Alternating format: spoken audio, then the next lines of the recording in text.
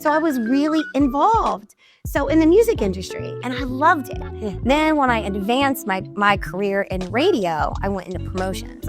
Then not only did I know the music, I knew the artists. Now I know the community. Hershey, when I first moved here, it was like Stepford. I help anybody. Yeah. So if they're like, Marcia, I want to hire you, but I can't afford to, but can you please give me an idea?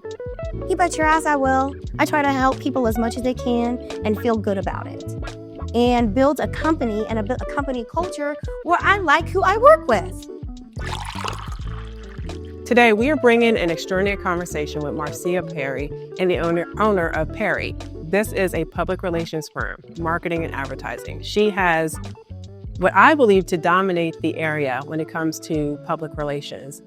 She is a visionary. She is a pioneer. She is powerful, and I cannot wait for you all to get to know her. Some of you probably already know her, but you're going to get to know her probably on a little deeper level. You ready for this? Stay tuned. Here we go. Marcia! Yay! Surprise! Yes, I'm so happy for you to be here. Thank you. I'm happy to be here too. Yes. I'm so happy to be here. Everyone forgets that I got married. Marcia Perry Dix. Oh, The grandest wedding of all of Central Pennsylvania. you have it in the sweetest place on earth? I did.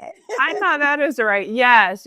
I do apologize. I did forget. It's that. okay. Because you're so great at advertising Perry. My brand Perry is strong, and I am really proud of it. Yeah, 100%. So I had to sit down and have a conversation with you. So, I admire you from afar. I admire you up close. I love her. I really do. So I wanted to have a conversation because there's other women, whether young or even older, that are looking to start with what you did, right? Okay. However, I always say to people see what you look like in the clouds, right? Yeah. And I'm hoping that we can go a little bit deeper to share a little bit of how you had to overcome, what you had to overcome, who you had to overcome in order to get to where you are. So can we start from the beginning? Ooh, yes. That sounds like fun. I was like, so it was like, ooh, what are we going to do? Oh yeah, we're talking about me. We're talking about you. Yeah. I'm ready. Yes. So one of the things that I think is important is people always don't know what we've been through, right? We don't look like we've been through. And I know that you're not originally from here. So can we start, how did you know you want to get into this profession, public relations? Wow. So I'm going to take you back to high school. Okay. And first and foremost, I've been doing this for 30 years, 31 technically. 30 just sounds more sexy. For 31 years. Yes. And I've been my own boss for 10. Oh, wow. I've been in Central Pennsylvania. I've been in the sweetest place on earth for 20 years, a little over 20 years. So this is my own. It has been that long. And I tell all my friends, I'm like, I know I sound 17 and I look 25, but I've got a 30+ year career. That is how start. Well, you do not look like it at all. Well, let me take you back. So I'm in high school. Okay. I played the violin. Same. I played it with my whole heart. I was first violinist. I was second violinist. Always trying to one-up me, Erica. I was second violin. You would be too. Stop. No, I wasn't. No, I was second violin. Yes. And I loved it. My parents were pretty strict. I wasn't able to do a lot. So I poured my entire heart and soul in being part of the orchestra. I went to a really big high school and, I always hated bullies. Yeah. Who likes a bully anyway? Right. Well, one of these days there was someone picking with the orchestra or one of my band member friends. Okay. And I stood up to them. And my orchestra conductor, our teacher, she comes up to me and she puts her hand on my shoulder. Okay. And she goes, Marcia, thank you so much for doing what you did. You are our official PR person. Oh, wow. And I did not know what it meant. Yeah. So I looked it up. And ever since then, I was like, that's me. That I'm an advocate for those that don't have a voice or don't know how to speak. And I have been following that voice my entire career. Fast forward 31 years. Wow. So in high school, I knew I had something. And it's so funny, even when I look back at pictures from high school, I'm dressed the same way. My hair was the Really? same way. I was in TV in school. Yeah. And I dressed up all the time, and I just was everyone's like advocate. And, Wow. you know, I was always fighting the bullies, literally, figuratively. What is, that's remarkable because a lot of people, when you're in high school, at least for me, I'll speak for myself, I changed what I wanted to do. Yeah. I don't know how many times before I got into real estate. One, because I wanted to do something that was going to make a whole lot of money, right? Right. And so I was like, ooh, I want to be an attorney. No, I don't want to be an attorney. Oh, I want to be an accountant. No, I'll change that too. So to hear you say in public relations, that's a hard field to actually get in there and start, you know what I mean? Making traction and, you know, making money and paying the bills off. Like, Well, for me, did you ever veer from? well, so we're talking, I'm 18, 19 years old, Yeah. right? Graduating high school, putting myself through college. My first job was in radio. I saw that there was a new radio station popping up in Columbus, Ohio. Yeah. And it was for 92.3 WCOL, the hottest, newest country radio station in Columbus, Ohio. And gosh darn it, I wanted to be their part-time receptionist. Wow. Now, my father, he had just got me. My father was a big deal at the convention center of Columbus, Ohio. And I got a big, he helped me get a job working for an iconic Black woman in convention and tourism. Her name was Diddy Geis. Okay. And I got the honor to serve as her assistant. So not only did I get the job at the radio station, but I also got to be in the space in tourism, conference and convention center work. Wow. And following around the most iconic person in all of history, Black tourism, convention center marketing, whatever. Yeah. But my heart was with the music, and it was also with the people, because I was always, all of my careers, all of my jobs, I was always at the crossroads of government and community. Right. So in this time with working in radio as a receptionist, you've got all the hottest record labels calling every week.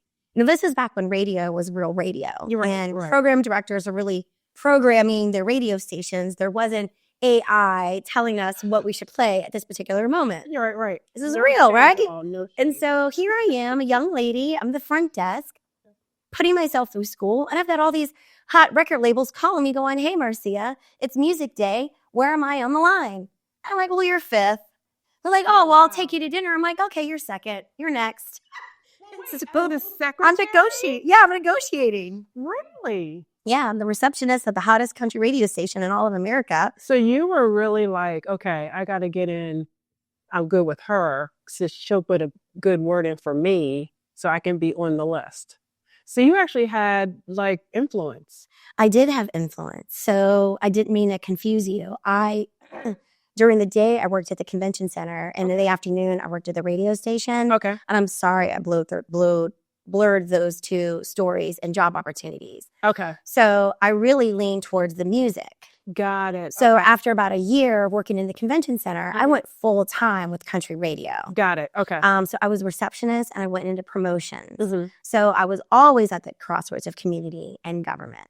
And so when it was music day, the record labels were calling me to get their time with our program director, because so they can get their artists' records on the air. Got it. Old school radio. Got it. Okay. Wanted to level set that. Yeah, I'm sorry I didn't tee up the story right. I got so excited. It's like, man, you were a great receptionist to be able to have the influence, but you got them in front of the people to make the decision. Well, the artists, the record labels are trying to get their artists on the radio, but this was old school before AI was doing it like it is now. Yeah.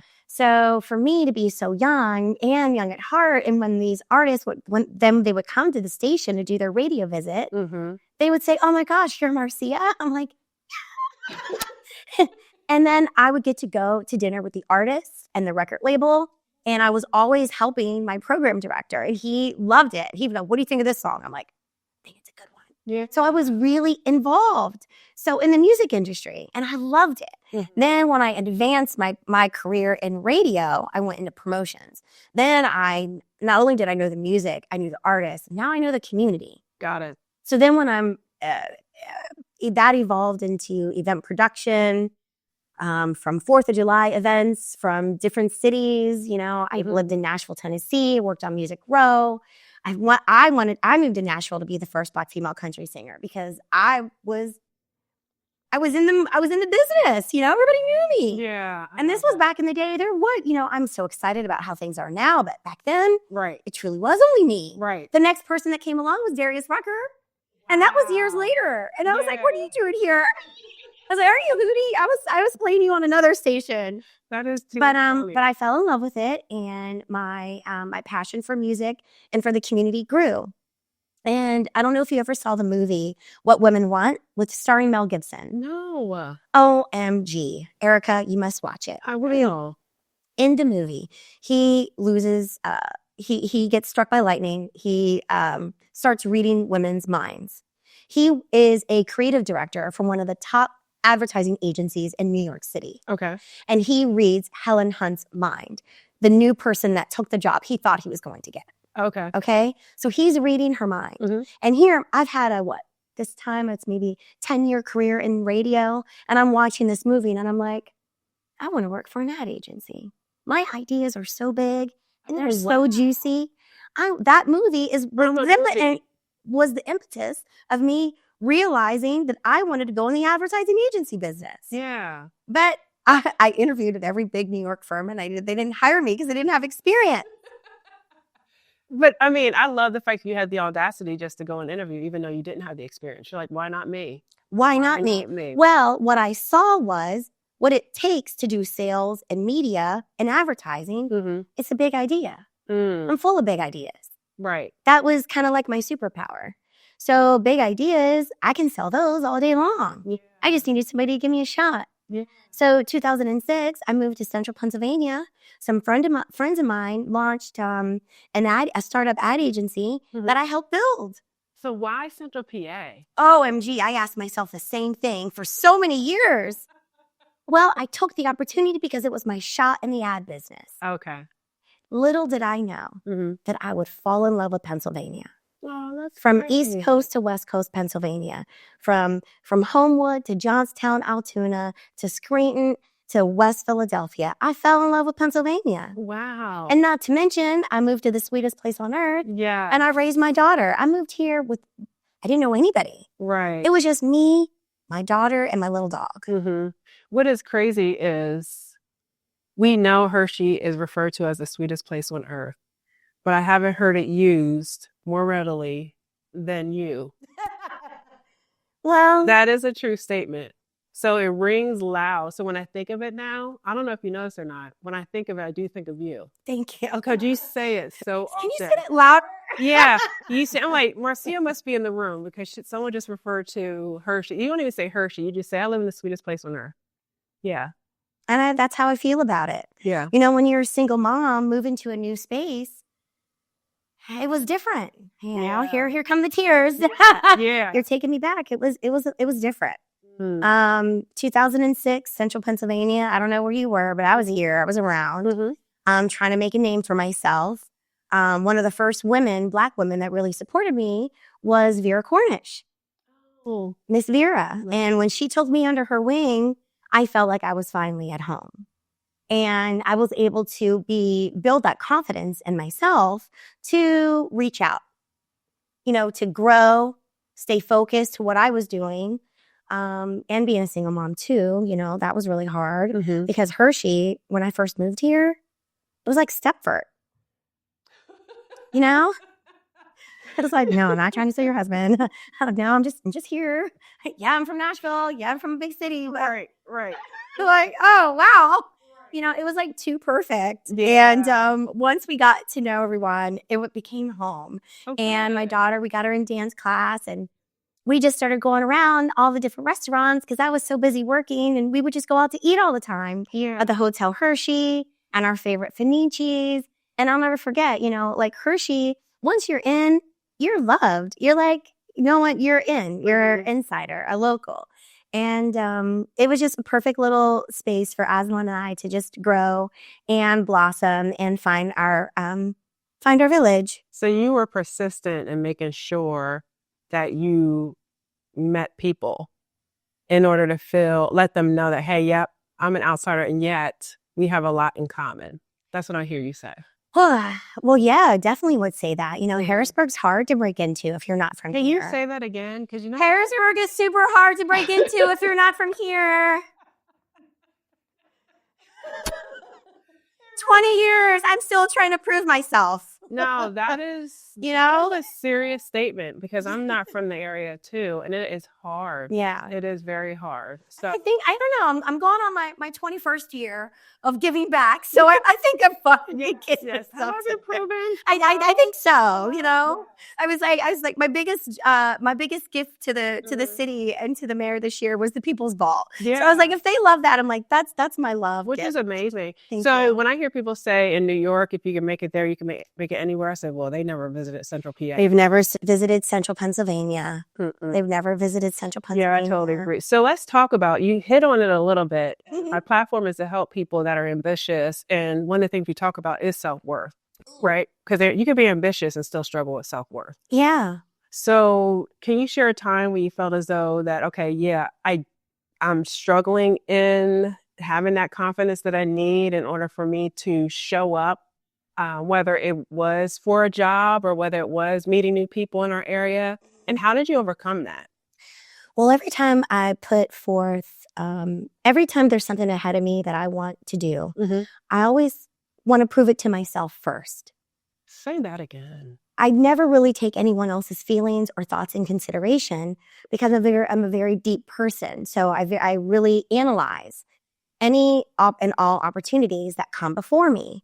I have this ability, and we all have to have this uncanny ability. You got to step outside of yourself. And you need to, if you said self-worthy. Yes. But I really like the word is self-aware. If you're self-aware, then you'll know that you're worthy. So I always knew I was worthy. Mm-hmm. Hey, I'm hoping you're enjoying this episode of Coffee with E. I had to take 30 seconds to share with you one of our sponsors for this episode, Toch Construction. They are a premier construction company located in Central PA. So if you live in Dauphin, Cumberland, Lancaster, and Lebanon counties, you want to check them out. Not only are they reliable, they are reasonable, and they get the job done. Now, let's go back to the episode. That self-awareness is that I deserve to be here, and damn it, you're going to listen to me. And you're going to hear me. And you might not hear me today. You might not have this space in the 5 minutes I might have with you today to hear me and see me, but you're going to see me. And then that's what I set my mind on. Mm-hmm. I want to make sure that, validation, it comes from within. It doesn't come from other people. Mm-hmm. So you set little milestones for yourself and little goals and oh yeah, I just beat that. All right, now what's next? Mm-hmm.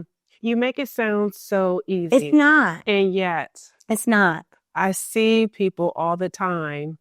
And one of the things I think it comes from is the fact that they tie their position to their identity.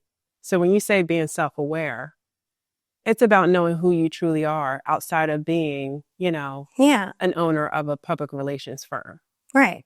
That's how you're able to be. Well, I think most people refuse to ask themselves, am I a giver or am I a taker? Okay. When you want to be self-aware, you want confidence, you have to go if you're going into an opportunity, what do I want out of it? If your motives are self-serving, say that. Or if you're giving back, say that. That's right. So they feel like they're an imposter because they're not being true to who or what they really want. That's how I feel.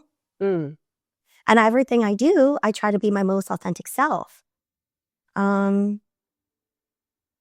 When you're your most authentic self, no one can say, well, you're not this or you're not that, because in your heart you always come to the table with your truest self, right? Your most authentic self. No, I'm actually here to help Harrisburg. I'm not here to extract from Harrisburg. Right. I'm actually here to help Black women. I'm not here to tear Black women down. Right. And I feel that oftentimes we don't ask ourselves those questions. So when someone addresses us, maybe we don't have the right answer. But at the end of the day, we really know, you built a firm. Your goal was not only to help yourself and your family, but to help others. To help others. And help other women. And that was your vision. Yes. So you're bringing it to fruition. Same with me. I'm here to help the community. I'm not here to hurt the community. Right. I'm here to advance the mission of the people that are part of this community that I now call home. Marcia, but What? you're not from here. If Hannah around and you're going to help us, you don't know what we need. You didn't grow up here. Like, how dare you come in here trying to change that? Well, I think anywhere you go, Erica, you're going to have those types of challenges. You know, I will even say that I've had an easier time getting business in Philadelphia than in Harrisburg, in my own county. I've got contracts all over the Commonwealth, but sometimes where you're home, they don't see you, and you have to feel like it can mess with your brain a little bit. I believe that we all struggle with people that truly believe have a calling to empower others, right? It's hard when you're in a situation where you may feel as though, okay, yeah, I see like the best in someone or something or a situation, and it feels as though it's like not being heard, right? So you're like, okay, I'm not going to give up. But then sometimes you feel like, okay, so at what point do I give up? Mm. Do I keep trying? Or do I just go somewhere else? Like you said, you went to Philadelphia. It doesn't even have to be Central PA. It's every time you are up against something, when something's bigger than you, right? Mm-hmm. And, you've been gifted with the vision and you're not able to find the right people. So like you said, you start questioning yourself. Right. Yeah. At what point do you just say, okay, well, maybe it wasn't supposed to be here. It's supposed to be somewhere else. And then I think that's where faith comes in. So 20 years ago, God told me to come here. I was like, what? As I saw all the cornfields, I was like, okay. Not too much. So I didn't see. It is so funny. It took years, it took years to see my why. Yeah. Decades, 2 decades to see my why. But I'm supposed to be here. I'm supposed to help I can't say for certain like all the things that I'm going to do, but I can say for certain all the things that I've done and all the heart and all the intention that has gone into the purpose of supporting others. Yeah. My vision hasn't changed. I don't think God's vision for me has changed. I think he keeps opening up more doors. Mm-hmm. And maybe it's just, like you said, having that faith, and it's not our timing, it's his timing. Absolutely. We're all imperfect. So yeah. I can't change, everyone's minds simultaneously. Mm-hmm. All I can always do is be consistently myself. Yeah. And that's all we can all do. Now, you asked a really great question. Well, at what point we're like, okay, time's up, enough's enough. I'm gonna sprinkle my black girl magic somewhere else. Yeah. And I don't know. I'm not there yet, if that's what the real question is. But I do feel that this is home. And I do feel that God keeps supporting my husband and myself and my family. Every time we think we're missing something or we're losing something or we've run out of something, he fills our cup once again with hope, with inspiration, with resources, with friends, with friendships, and with ears that want to listen. So I think there's a positive spin to it. 100%. I think as a marketing person, we always transition. 2024 was a metamorphosis for me where things didn't go all the way that I wanted for all the things I wanted it to do. But you keep reinventing yourself, transitioning, when the whole, when you think of metamorphosis, is the caterpillar, fuzzy, hairy looking bug that squirms. Right. Goes into this not so sexy metamorphosis and comes out. It's painful. Yeah, it's painful. Yeah, when you go through it. Thank you. To be this beautiful butterfly. Right. Yeah. and it flies off as if nothing happened to it. Right. As it has no recollection on the devastation. It was crawling on the ground, like No, it was so cold, true. and So he tried true. to find a little house. Yeah. The metamorphosis is real. Having a transition is real. And I think once we really just think about and understand what we want for our families and ourselves and how we can just make space for everyone that we want to support, it'll be all right. Yeah. So I don't, I'm not giving up. No way. Just transitioning. I know that's right. So no pressure, no diamonds. That's what come to mind. Yeah. So what set you apart? I talk a lot about my Black girl magic, a lot. Yeah. And I always considered myself a bit of a fairy, fairy godmother, sprinkling my fairy dust. Love you. It comes from my experience and my love for people. Like, I really love helping people. You call me and ask me for help, I have a hard time saying no. Yeah. I'm working on it. Mm-hmm. But everyone who knows me, I will give you every idea, every cent, any story I have on my back to support someone who might be in trouble or who just might need a little lift. So I always come with true intentions. Mm-hmm. And when I talked earlier about people really need to understand what's their own personal motivation, like it's okay to be self-serving, but what is that fulfillment for you? I'm honest with myself because I'm self-aware. Yeah. I'm not motivated by money. I'm not motivated by contracts. I'm not motivated by knowing the most people. I'm not motivated by those. And yet everyone. Superficial things. Yeah. Right? Yeah. But I'm older than I look. So that's the secret. People think I'm in my 30s and I'm like, actually, I'm celebrating 50. And that's a blessing, right? It is a blessing. But it's having no motives, having no bad motives. I'm not trying to get one over on you. Mm-hmm. And I feel that oftentimes in business, Mm-hmm. people aren't direct about what their intentions are. If your intentions are, hey, Marcia, I want to talk to you because I need help. I know you, and this happens to me a lot. Yeah. They think I have like $1 million clients, which I do.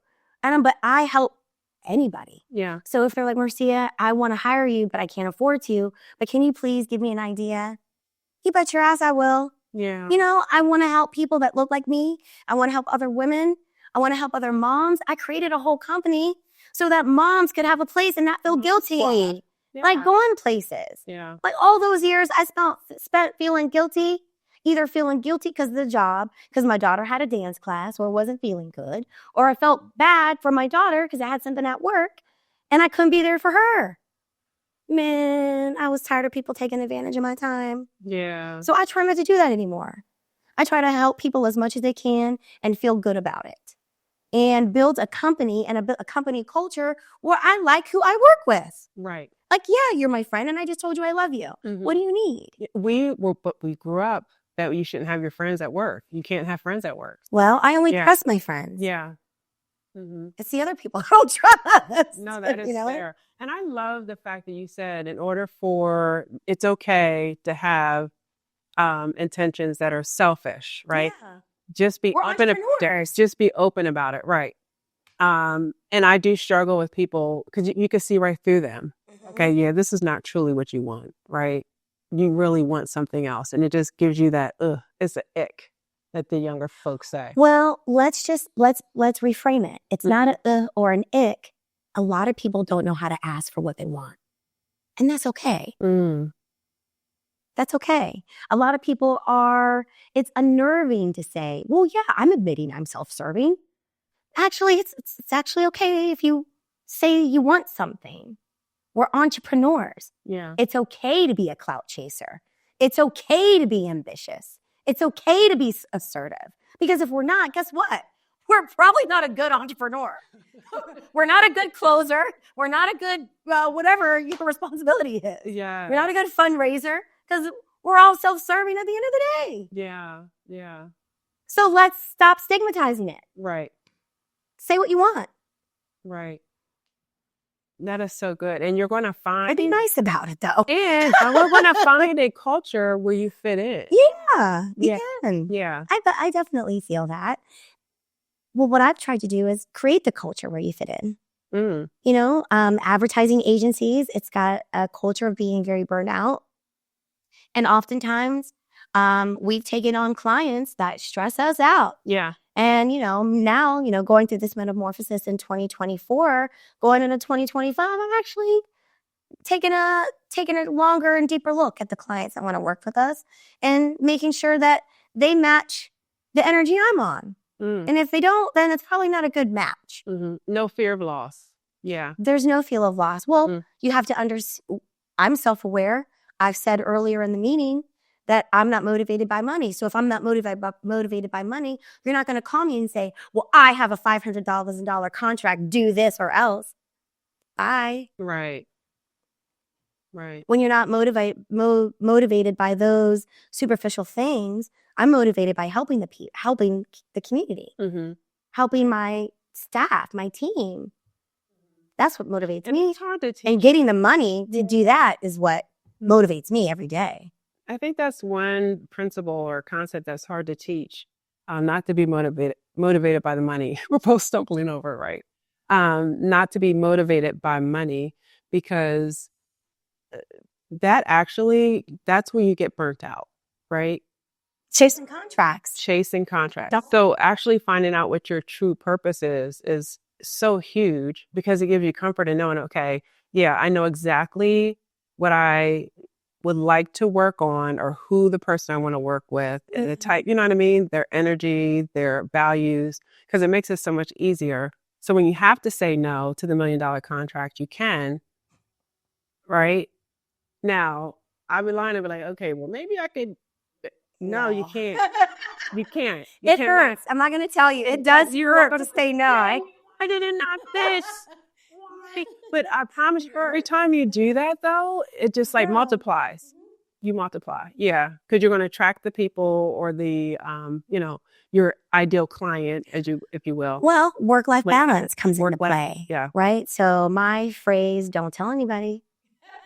Life work. My phrase going into 2025 is balance. Yeah. Finding my balance. It's not, I didn't say work-life balance. It's just balance. Right. You know, as women, 2024, as an entrepreneur, 2024, as a mother, 2024, all was so hard. It was rough. You know, it was a crazy election year.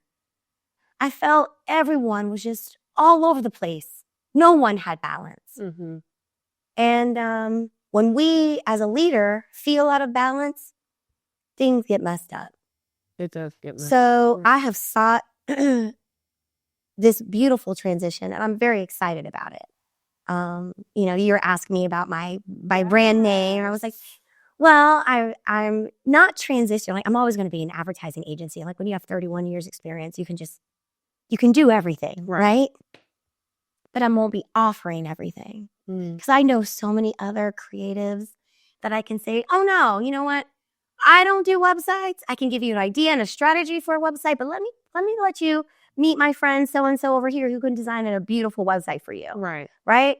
Going into more of a consultant role, more of a, thank you, chief marketing, officer role. So what I've learned in my 10 years of being an advertising agency in Pennsylvania is a lot of the large organizations, they currently have contracts. So how can I enhance and advance their mission, but not ruffle everybody's feathers? Right. You know? Right. And that's by sprinkling my fairy dust and coming in and making everything, balanced. Finding balance even in someone's unbalanced team, So am I hearing you say you're about to approach the soft life? Is that what I'm hearing? Soft life? No, because we haven't. No. No. You just get a little peek and a little something. Actually, I'm actually advancing full steam ahead. Good for you. And, looking to do some things out of the country, looking to expand the breath. For you. And it's really exciting, but also bring people up with me. Yeah. You know, I'm always going to have Perry. I'm always going to do advertising and marketing and media Sure. and PR, but I just wanted to tweak what I was doing. Mhm. I was spreading myself too thin, I gotcha. you know? I gotcha. I can't do a PR campaign over there and a media buy campaign over there and 5 events in 1 month and everything's great, Yeah. you know? And then I expect my team to keep up. Mhm. It's not balanced. Yeah.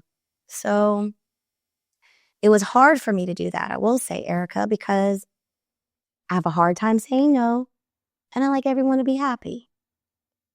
But when Marcia is not happy, it's not a good thing. That's not a good thing. So Yeah. I'm happy now. Different music. Yeah, but you had to reconfigure everything, you know, and find rebalance. And that's why my keyword next year going into 2025, I can't wait. It's balance. Yeah. Finally. Right. And I'm so excited. I'm going to get to help so many more people. My brand is still intact. My brand is still strong, still doing campaigns, serving the community. Yeah, that's awesome. So, to the young entrepreneur, what do you say to them? What's the words of encouragement that you would give to them so that they know they too can be just like you, right? Or if it's a different industry, they can be the best of what they want to be. What's your words of wisdom? To the young entrepreneur, I would say, use artificial intelligence in balance. There is something to say about this new technological revolution that is upon us. Mm-hmm. And I want young people, young entrepreneurs to still know how to write a creative brief by hand. I still want them to understand what it takes, how to write a press release by hand, write an email by hand, not with support. Because the rhythm of who we are as people, as human, that human touch is still very much needed. The computer learns from our human touch. It's just a duplication of our human touch. Young people need to hold on to that human touch like never before and keep it so that the human interaction still stays a human interaction and not a false feeling or a false sense of balance. Or false identity. Or a false identity. Because what happens if you have to go before people and then you have no AI to help you and you're looking like you're on the fly. You've got to know, you've got to really understand the depths of your business and your industry on your own before you allow the advancement of technology to take over for you. Right. So, for example, when I bring on new junior account executives or junior graphic designers, I work with them. I'm like, no, you've got to learn how to write this yourself because you need to see it first yourself before you can tell AI to do it for you. Oh, that's so good. Because you want to talk about losing confidence, right? Yeah. If you don't know what AI just did for you, you're going to lose your confidence really quick. Yeah. You have to be able to tell the AI what it just did for you. You know? So my husband tells me all the time, he goes, I'm better than Siri. I'm like, yes, you are, babe. But he actually is actually smarter than Siri. But until we're there, that's my advice. You know, if you're a young entrepreneur, I would say do it old school for a little bit before the advancement takes over.